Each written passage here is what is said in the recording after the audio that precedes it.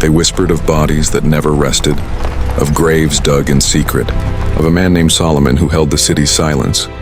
In 1849, Charleston, 9 men disappeared. This is Solomon's reckoning on where grief, power, and buried secrets converged. Listen, what cannot be measured often haunts with more force.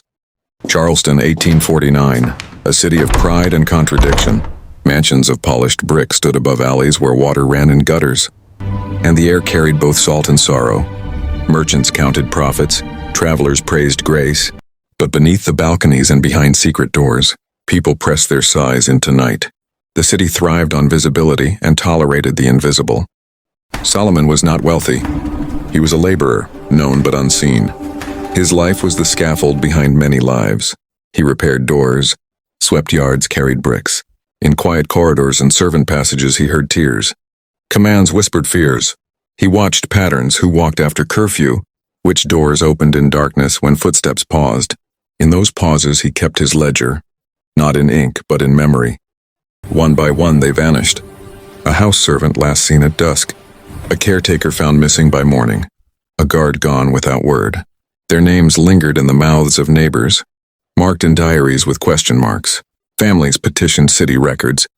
Coroners wrote absent or died. Suddenly, 9 names would eventually vanish into a collective silence. The first body surfaced under carelessness. Faint bones revealed under a seasonal dust in a service lane. The burial was crude, the coffin shallow. The coroner's station dismissed it as unidentified remains. But those who knew the missing saw in that shallow grave a message. Someone had begun writing in earth what the city would not name.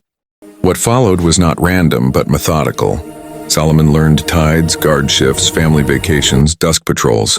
He buried discreetly, beneath service paths, marsh margins, under low bushes. He left no signs of struggle. No footprints. No tool marks.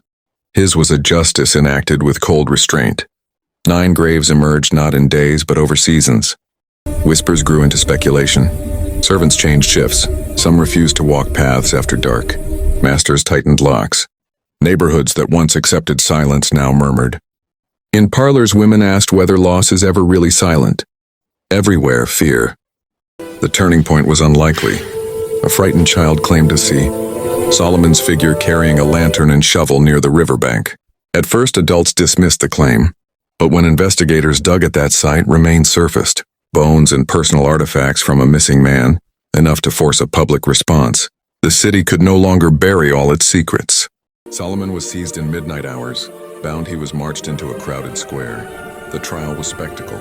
Pleas, accusation, witnesses. Evidence was circumstantial. A shovel matching dirt, the child's claim. Lawyers argued, crowds stared, and the city waited for verdict.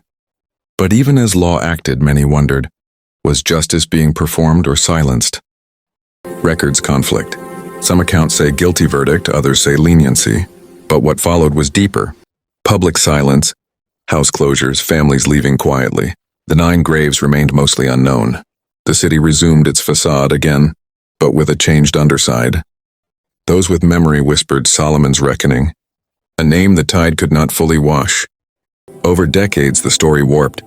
Solomon became legend, villain or avenger, hero or madman, depending on who told it. Folktales inserted specters, curses, and moral lines. Historians looked for records and found fragments. Coroner ledgers, family letters, maps of buried plots. None told the whole truth. The real question, what do we choose to remember? Modern scholars and community groups have reopened maps and records.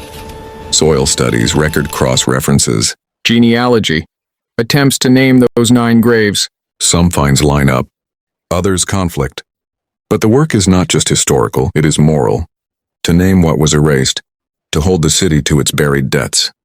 Stories like Solomon's reverberate because they ask, who bears our silence?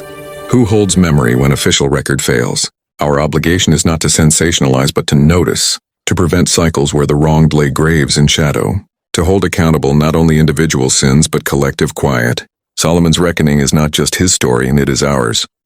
If this story moved you or unsettled you, subscribe for more responsibly told historical horror stories. Comment where you're watching from. Ask for source references. And above all, notice where history buries names and bring them into light.